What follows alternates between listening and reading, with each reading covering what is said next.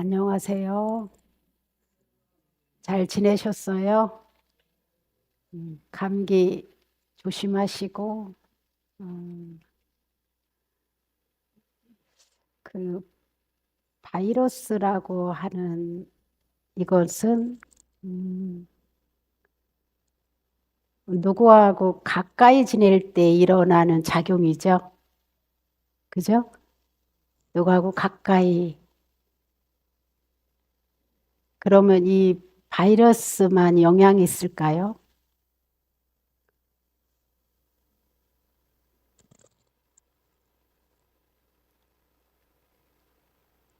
모든 매사에 영향을 받죠. 어떤 사람과 가까이 지내고, 어떤 사람과 대화하고 어떤 사람과 일하느냐에 따라서, 그죠? 음,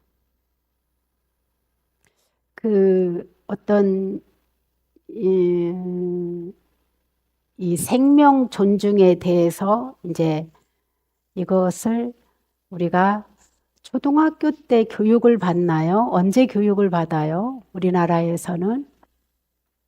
음?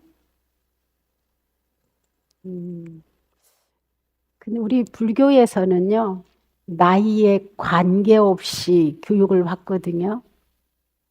연령에 제한 없이 성별을 초월해서 봤는데 그 첫 번째가 뭐냐면 우리 불자님들한테 계를 받을 때 주의해서 살아있는 생명은 어떤 경우도 해치지 마라가 첫 번째 우리가 행복을 위하고 본인이 삶을 자유롭게 살고 복 있게 살기 위해서 첫 번째 지켜야 될 게 이거거든요. 근데 많은 사람들이 꼭 그렇게 해야 되냐고 물어요. 그러면 우리 평소에도 식탁에 올라오는 것들이 다 어떤 것들이에요? 때로는 예? 생명 아닌 게 있을까요? 예? 생명 아닌 게 없어요. 나물 한 조각도 생명이고요. 된장도 거기에 미생물이 있고요. 그죠? 우리가 좋아하는 간장 속에도 미생물이 부글부글하고요. 그러면 쌀은 생명이 아니에요? 다 생명이에요. 생명 아닌 게 없어요. 그런데 이것을 함부로 하고 사느냐, 이거를 내 목숨처럼 이렇게 귀하게 여기고 사느냐에 따라서 우리가 복덕과 지혜를 이루는 길, 깨달음으로 향해서 갈 때에 엄청난 영향을 미치거든요.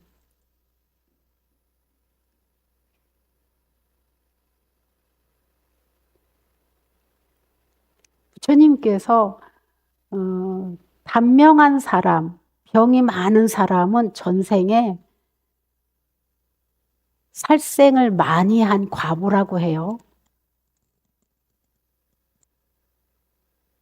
근데 우리들 모두가 다 장수하고 싶죠.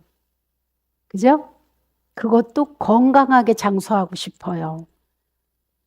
아픈 게 아니라, 괴로운 게 아니라, 건강하고 행복하게 장수하고 싶어 해요. 그런데 이것을 이룰 수 있는 방법을 부처님께서는 이미 다 제시해 놨고, 제대로 된 불자라면은 이거 모르는 분은 아무도 안 계세요.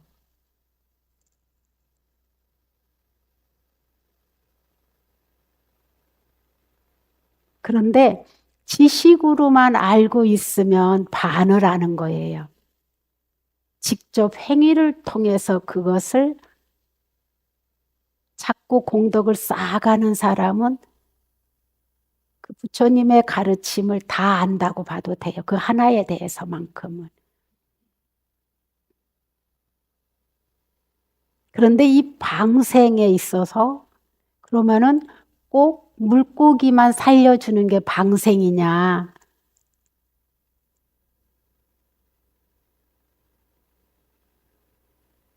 오늘은 조금 더 방생에 대해서 좀 세밀하게 들어가 보려고 해요. 어떤 조사기관에서, 연구기관에서 조사를 했는데, 한 그룹은 자기 감정을 표현하게 하고, 한 그룹은 감정을 억제하게 했어요. 똑같은 동영상을 보고는. 스트레스가 어느 파트가 더 높았을까요? 에? 오, 억제하는 쪽. 자기들이 많이 해봤나 보다.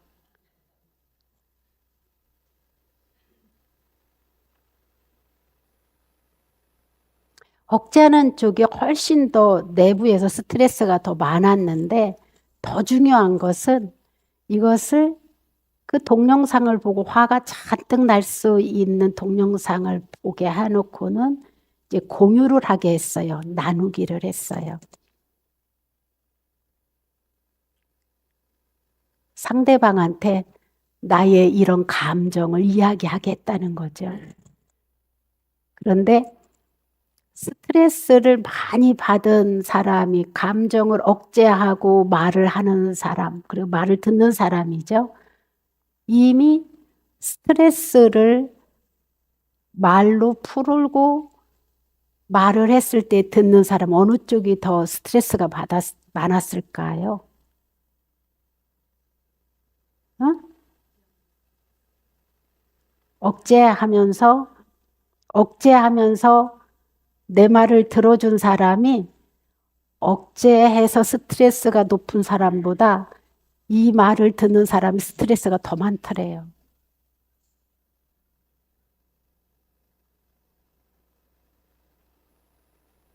내가 막 뭐가 화가 났을 때 내 감정을 주체하지 못하고 어디에서 뭐 맞고 어디서 푼다면서요. 우리나라 속담에. 그랬을 때 누가 내 말을 들어주면은 진짜 고마워해야 되겠더라고요. 그 연구 결과를 보니까. 어떤 게 더 스트레스냐면은 그 말을 들을 때 그 사람이 자기 딴에는 최대한으로 억제를 하고 자기 이미지를 그 손상시키고 싶지 않아서 참고 말하는데 인상은 막 더 이그러져 있고 말끝마다 막 강력한 말의 그 메시지가 담겨져 있고 막 이 감정을 어찌할 줄 몰라서 하는 게 이 이야기를 듣는 사람은 이 억제하고 스트레스 받은 사람보다 훨씬 더 높더라는 거예요.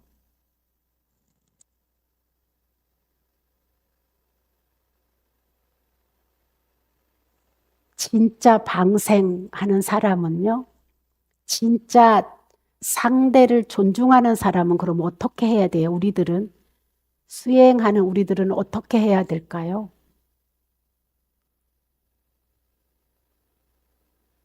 중간에 나 스트레스 받으니까 그만해 이럴 건가요?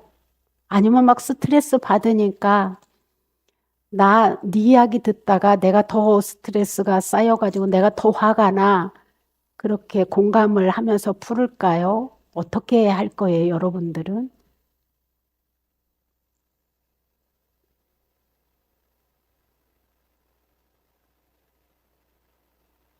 전 여러분들하고 살면서 하루에 8, 90%가 여러분들의 스트레스에 관한 이야기, 삶의 괴로운 이야기, 어려운 이야기를 거의 다 듣거든요.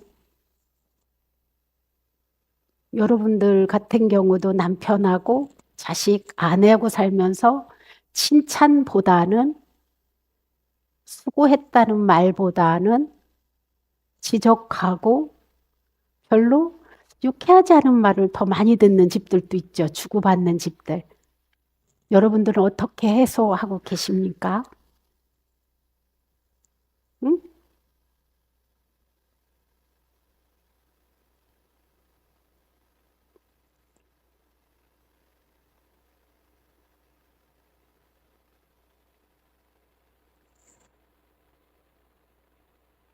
이게 이제 어떻게 풀어가느냐, 이게 이제 수행력에 달려 있는 거죠.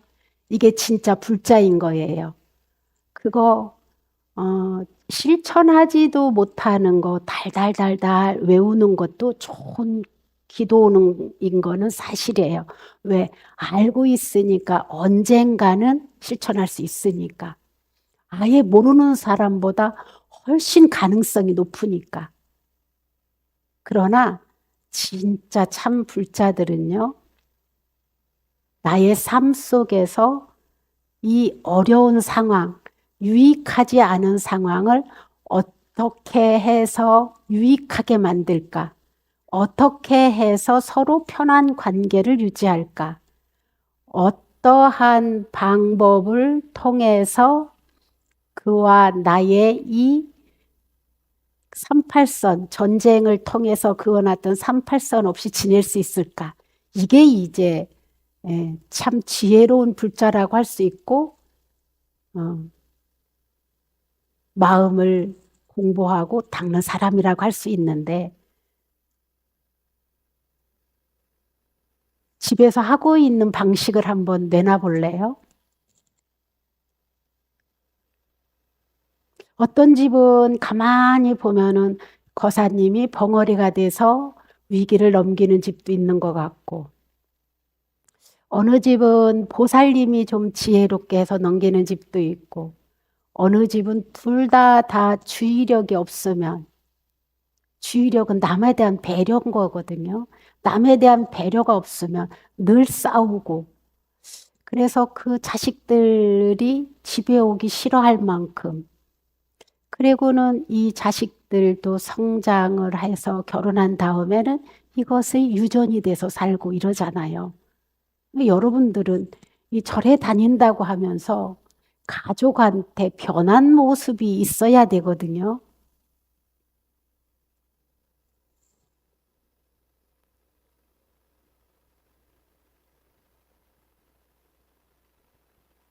이게 아직 자신의 업이 정리가 안 돼서 생각은 법문을 들어서 그렇게 해야 되겠다는 생각은 하는데 요 순간만 딱 지나면 또 잃어버려요.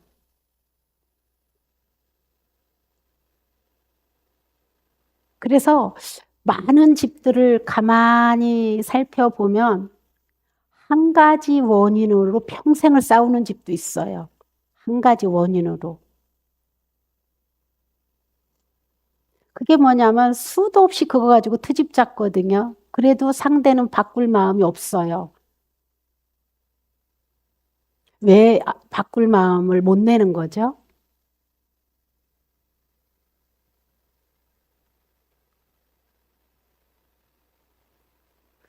이런 거 고민을 해봐야 되는데 왜 우리는 날마다 싸우지? 왜 우리는 날마다 이것을 반복하고 있지? 음, 다들 편안하신가 보다, 집에서. 집착이 강해서.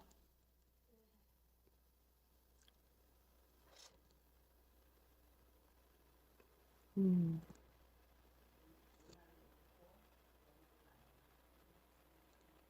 기본 바탕에서 이렇게 상대를 되게 무시하는 게 있는 것 같아요. 제가 보기에는.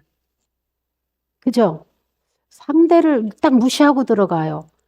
제가 보기에는 자기 꼬라지도 별로 아닌데. 그죠? 그리고 상대가 잘해줄수록 그게 높은 집도 많아요. 제가 보기에. 꼬라지를 부리지만 않으면 얼마나 멋질까? 근데 이런 집일수록요, 맨날 이혼하자고 하는데 이혼은 안 해 또. 참 요상하게. 그러니까 그게 습이 돼서 그게 당연하려니 부부는 이런 거야 하고 사나? 이런 생각도 들고요. 이거 저런 자식이 그걸 그대로 보잖아요, 또. 그래 놓고는 자기들은 그러는데 자식한테는 또 막 못 그러게 해. 이게 먹힐까?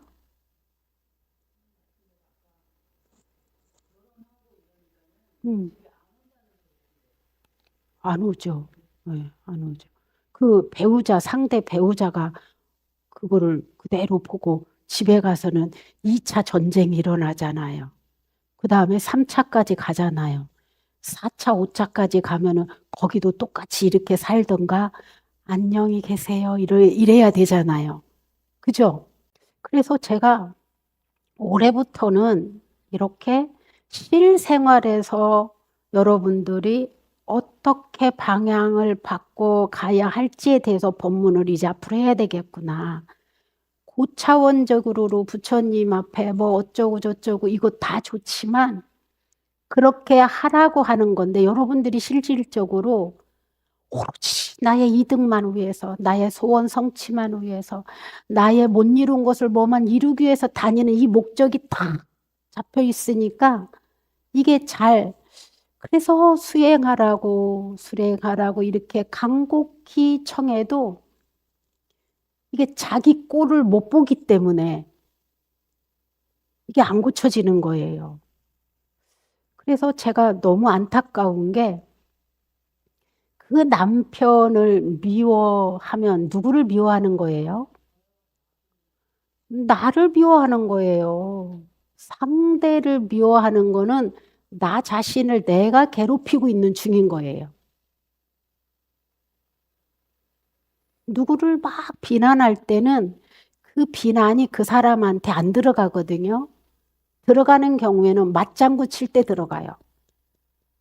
이미 맞장구 치고 저 사람이 나를 비난했어도 네가 나 비난했다며 싸우면은 이미 그 사람의 비난이 그 상대한테 마음에 들어가 있는 거예요. 그러나 그래? 어이구 별 일도 다 있네. 내가 그랬나? 그냥 가볍게 넘기면 그 비난이 절대 상대한테 안 들어가고 이게 누구한테 다시 돌아가요? 자신한테 돌아가요. 자신한테. 그래서 이 원리와 도리를 우리가 알아야 돼요. 진짜 큰 공덕을 짓는 것은 상대와 내가 어떻게 관계를 유지해 가고 말을 하고 표현을 하고 이 안전거리를 때때로는 넓혔다 좁혔다 할 수 있을까? 모처럼 운전할 때 교통사고 안 내기 위해서 조절을 하잖아요. 그죠?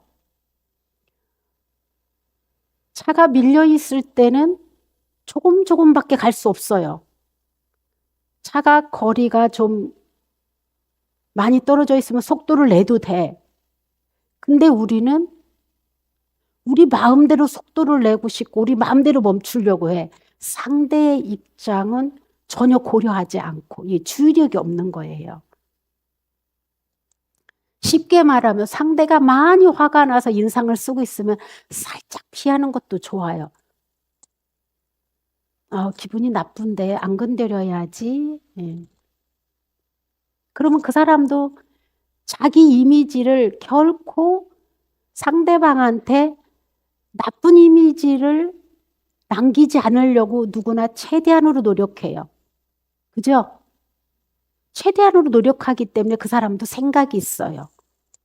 그러나 어떤 사람이 막무가내로 내 감정대로 하냐면은 이거는 범죄자에 들어가요.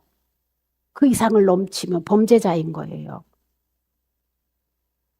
내가 올라오는 감정대로 생각대로 그 사람을 어떻게 해버리니까. 그러나 웬만한 기본적인 상식이 있는 사람은 자기 이미지 관리하기 위해서라도 자기 평가를 좋게 받게 하기 위해서라도 절대 함부로 하지 않아요. 그럼 우리는 그 사람의 표정, 행동, 이거 화가 났을 땐 다르잖아요. 기분 좋을 때하고 여러분 다 구별할 수 있잖아요. 그죠? 근데 우리는 상대를 가볍게 여기기 때문에 함부로 말하지 않나? 전 이런 생각을 할 때가 많았어요. 아, 존중하는 마음이 없구나. 자기한테 그러면 난리를 칠 텐데. 자기한테 그러면은 아마 들어 누울 수도 있는데 자기는 함부로 하고 있더라고요. 이게 왜 그렇게밖에 못하는 거예요, 우리? 응? 이 원인을 알아야 고쳐갈 거 아니에요. 그리고 내가 정말로 상대를 마음 아프게 하는 거, 이거는 생명 존중이 아니에요. 방생이 아니에요. 함부로 그 사람을 내 뜻대로 평가하는 거요. 진짜 위험한 일이에요.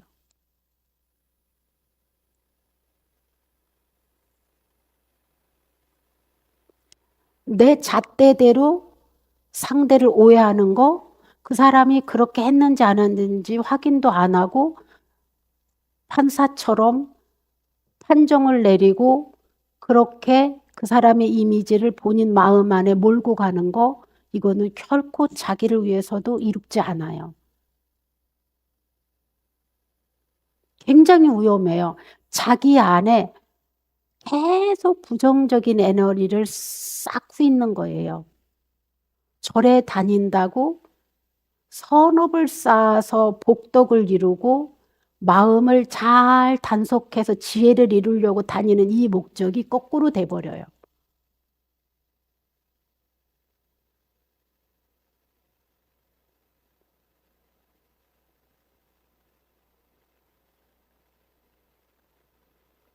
이거는 자기 관리가 자기한테 대한 주의력이 사라졌기 때문에 일어나는 것이라고 저는 생각해요. 그리고 아예 기본 바탕이 그 상대를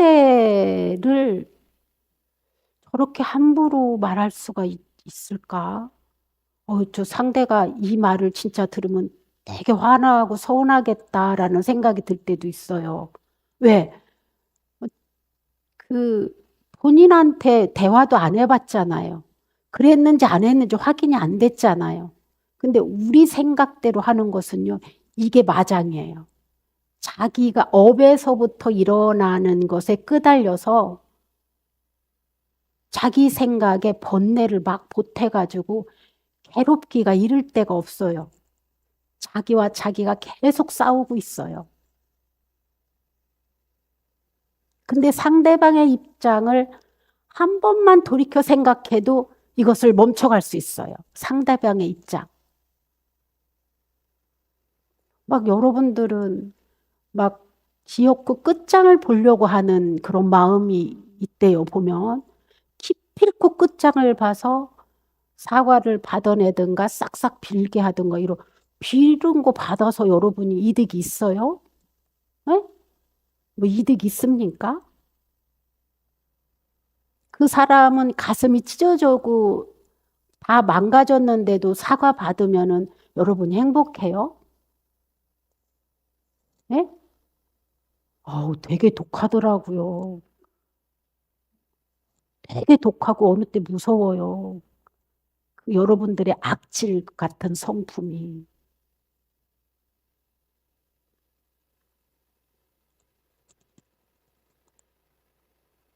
그래서 우리는 이게 기본으로 우리 마음 안에 자꾸 자꾸 그 사람도 부처님이고 나도 부처예요. 반대로 생각해 보면은 그 사람도 자기 생명이 가장 귀하고 자기 존중이 해주는 사람 좋아하고 나를 좋게 봐주는 사람한테 마음이 더 가고 나한테 잘하는 사람한테 하나라도 더 주고 싶은 거 이거는 그 사람과 나와 동등하잖아요. 그죠? 맞아요? 그런데 왜 여러분은 이제 알았으니까 거꾸로 안 할 수 있죠? 네? 먼저 잘하는 거예요. 내가 먼저. 그게 이기는 거예요. 그 사람한테 네가 요 말 했으니까 나 기분 상했으니까 사과해. 그래서 사과 받아서 이기는 게 아니라 거꾸로 할 때. 이게 불자가 지혜롭게 행동하는 거예요. 거꾸로. 아유, 그래, 저 사람이 나를 저렇게 눈초리가 저러네. 가서 괜히 스킨십 하는 거예요. 에이, 뭐 살아. 잘 지냈어? 근데 묘하게요. 이거 한번 툭 하고 보살님 잘 지냈어? 웃었는데 가짜로 웃었는데 진짜 마음에서 이거 풀어져요. 이게 우리 심리예요.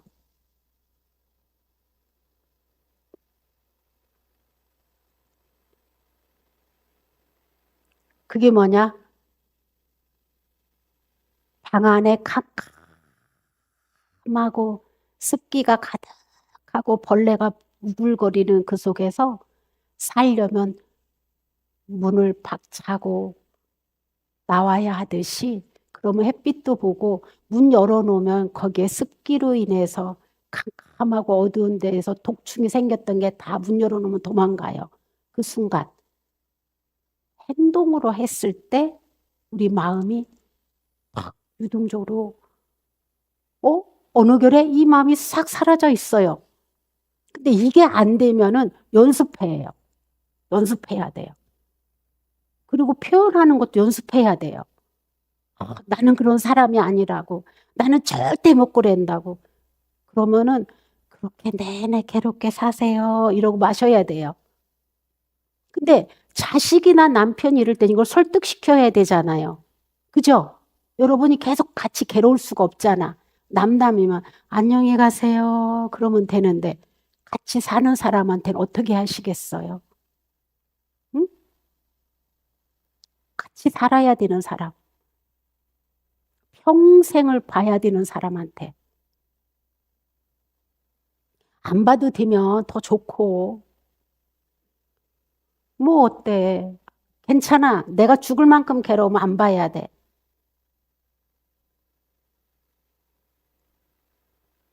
뭘 그걸 막 죽을 힘을 다해서 보고 살아.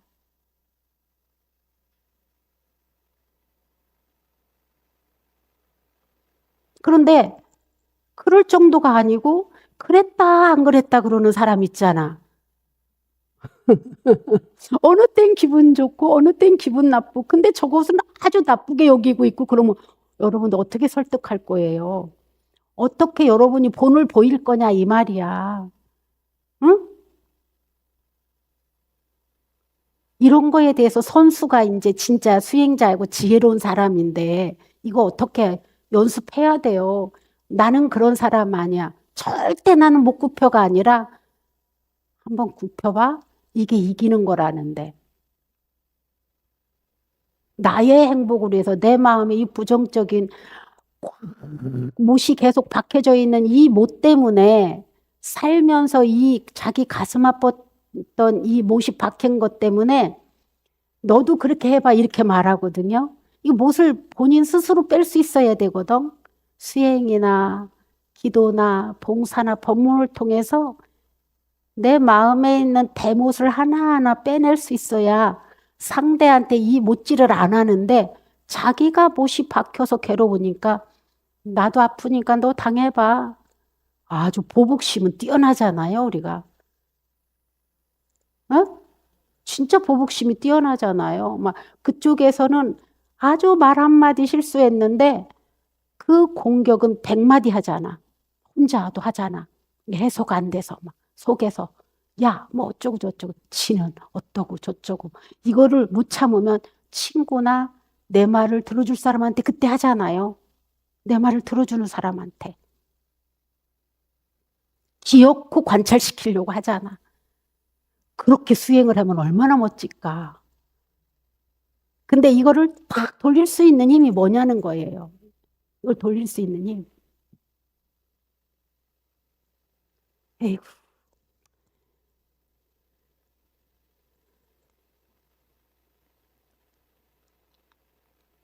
내 마음이 자제력이 없어서 그러거든. 이 힘이.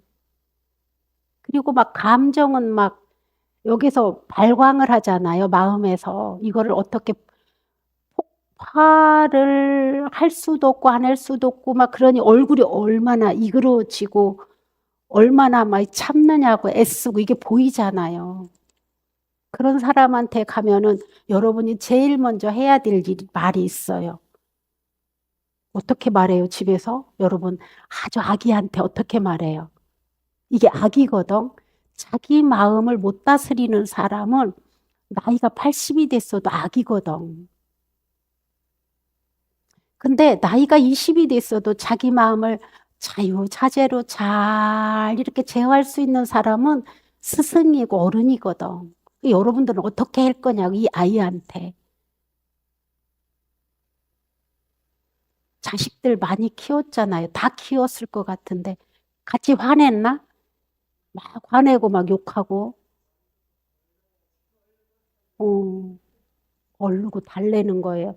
궁둥이 툭툭 두드려주고, 뭐 때문에 화났어요? 되게 나쁜 일 있었어요? 속상한 일 있었어요? 이거 한마디만 하면 어때요? 응?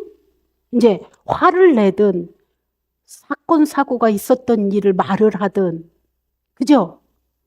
어떤 일로 화가 났든 막 말하면 그때 들어주는 거예요. 그게 경청의 힘이야. 그랬어요. 그랬어요. 가리키려고 하는 게 아니라 그 사람이 화가 누그러질 때까지, 아유, 그랬어요. 그랬어요. 왜? 나도 그랬을 때, 누가 내 말 들어줬을 때, 속이 후련해지잖아. 경험하잖아요. 근데 내가 그랬을 땐 들어주기 바라면서 상대가 그랬을 때는 또 인상 쓴다.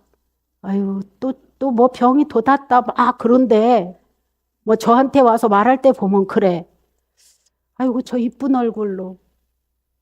저렇게 자기를 갖기 위해서 온갖 고급스러운 옷을 다 입혀주고 온갖 귀한 거를 다 먹여주는 그 소중한 자신처럼 그쪽 자신도 일해주면 얼마나 좋을까? 이거 전환할 수 있어야 돼요. 그랬을 때 그와 나의 관계는 수많은 나날을 전생서부터 지금까지 악업만 이어줘서 나를 괴롭힌 인연이라 할지라도 그때 고리가 하나 둘씩 풀어지기 시작해요. 그러면 그쪽도 나의 어떤 그 자기의 말을 들어주고 자기 편이 돼주고 고개를 끄덕거려주고 하는 거와 동시에 뭐가 누그러져? 어? 이 사람은 내 말을 들어주는구나. 아이고, 이 사람이 내 편이구나. 그래도 이 사람만큼은 내 마음을 알아주는구나. 아무것도 아닌데 여기에 감동이 와요. 그러면은 점점 38선이 높고 높았던 담이 주르르 무너지기 시작해요. 그러면 그 사람하고 같이 있을 때 편안한 거야. 근데 서로 말로는 밥 먹어요. 돈, 어쩌고저쩌고 말을 해도 속에서 미워하는 감정이 남아있으면 그쪽도 다 알아. 나만 알던 것 같지? 어이구, 저런 게 어린애 마음이야. 남도 그쪽도 다 알아. 저거 다 무슨 목적으로 나한테 저러는 거야. 아유, 내 마음 저렇게 비꼬고 있네. 다 알고.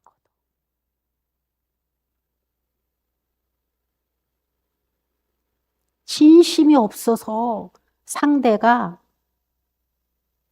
절대 너한테 속지 말아야지 하고 다짐한단 말이에요. 그런 거와 동시에. 근데 내가 내 마음을 내려놓고 이쁘고 아름다운 말로 여기 보현행원 품에 지금 독송 전에 그랬잖아요. 부처님이 말씀마다 미묘한 법문 속에서 말이 아름답고 소리가 아름답고 향기가 아름다운 이것으로 중생을 다 제도하고 계신다 하잖아. 왜 부처님만 중생을 구제해야 돼? 여러분이 더 많이 절에 다니면 여러분이 가족을 구제할 수 있어야지. 왜 부처님께 달라고만 해? 내가 능력을 키워야지. 그분은 집에 계신 분들은 법문을 덜 듣지만 여러분은 법문을 듣고 가잖아요. 아까보다 조금 그럴싸하게 고개를 끄덕이는 분들이 많아서 이제 이해가 됐나 보다 싶네요. 어떻게 하라고 상대를?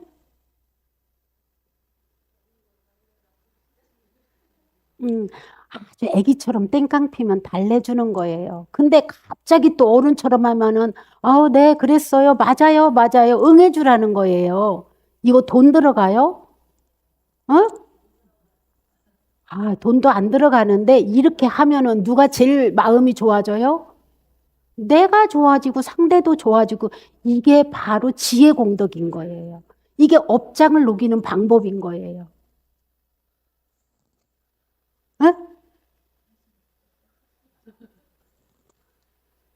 어? 한숨 쉬어도 괜찮아. 한숨 쉰다는 것은 그렇게 하고 싶은데 잘 될란가 모르겠다는 마음이거든. 그렇게 해야 되는 건 오늘 배웠는데 내가 그걸 할 수 있을까? 그런데 중요한 게 마음을 탁 먹고 하잖아요. 처음에는 상대가 놀래. 제가 어느 가정이 제가 이런 말 해도 보살님이 이해할 보살님이에요. 이혼하려고 법원을 5번은 갔어요. 제가 알기로는. 그래서 제가 그래 전에 보증인이 있어야 이혼해 줬잖아요. 내가 보증 서줄게. 그런데 이 보살님이 거사님을 더 이기는 것 같더라고. 가만히 싸움하는 거 보면. 거사님이 맨날 손해보는 거야. 그래서 내가 이 보살님을 확 잡아가지고 한 5년을 숙제를 시켰는데 이 보살님한테요. 제가 처음에 100일은 하루에 감사한 거 3개.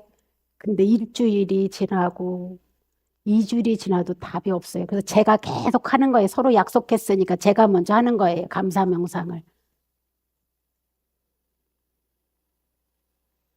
한 달이 돼도 답이 없어요. 저는 한 달이 되도록 계속 매일 했는데 보기는 봤는데 답이 없어요. 그냥 감사합니다. 말도 없어. 그래서 불러가지고 감사한 일이 하나도 없죠. 그랬더니 어떻게 알았냐고. 맨날 쌈만 하고 투집만 잡았으니 감사한 일이 생각이 나는 게 하나도 없지. 당연하지. 내가 이혼 안 하고 행복하게 살고 부자로 살 수 있는 방법이 이건데 할래요? 안 할래요? 그랬더니 하겠대. 그래가지고 100일은 3개, 한 300일, 500일 지나면 5개, 그 다음에 1년 지나고 이제 7개, 3년 지나고 10개, 4년 지나고 5년째 가서 15개씩 해봤어요. 서로가. 저도 답을 그렇게 15개. 이보살님이 이혼하잔 말 절대 안 해요. 절대 안 해요. 그리고 거사님이 절에 가라고 용돈 줘요. 그러고는 하는 말이 나 그때 스님 그거 안 했으면요. 아직도 그러고 살 거예요. 근데 이 감사한 마음 하나가 한 생각이 내 마음을 녹여줘 버려요. 상대하고 살면서 고마운 게 얼마나 많아요. 근데 이 고마운 거를 모르고 계속 맨날 쌈만 붙이면 그게 전쟁이고 그게 악연이에요. 그리고 그거만큼 괴로운 일이 어디 있어요. 그 궁둥이 툭툭 두드리고 아이고 오늘도 잘 일어나줘서 고마워요. 안 죽었잖아. 뭐 근데 80 넘은 분은 그런데요. 거꾸로 왜 이러냐고 그런데잖아.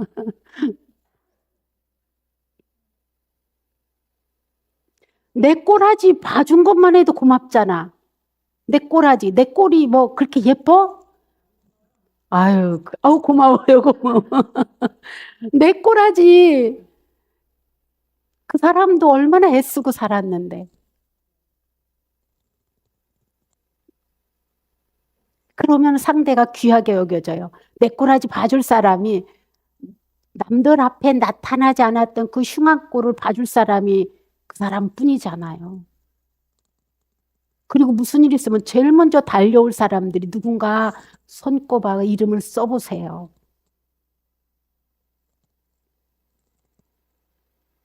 상대를 누구처럼? 나처럼. 내가 존중받고 싶을 때 상대도 그러겠구나. 나가 수고했다고 두들겨주고 이거 받고 싶은데 어찌 그렇게 고생했다는 말 한마디 안 하냐고 그러면 자기가 먼저 하면 되는 거예요. 거꾸로. 어? 이거를 못하는 거야 우리가. 맨날 원하기만 하지. 왜? 부처님 전에도 맨날 원하기만 하지. 부처님의 가르침을 어떻게 해야 내가 복이 되는지 생각해 본 적이 없기 때문에 되게 이기적이더라고. 이제 우리 바꿉시다.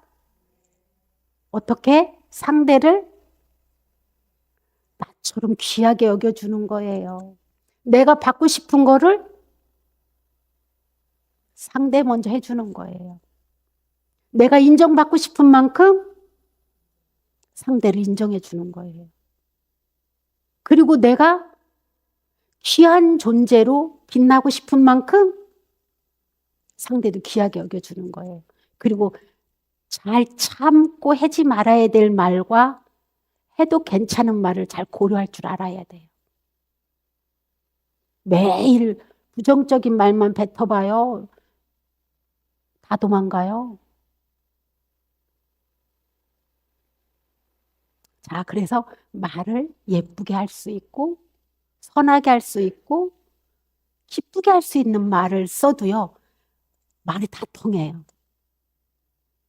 아유, 저거 해! 그게 아니라 아유, 나 저거 해주면 얼마나 고마울까. 나 허리도 아프고 다리도 아픈데 대신 내가 저거 할게. 말만 당연히 할 수 있죠? 아유, 감사합니다, 여러분.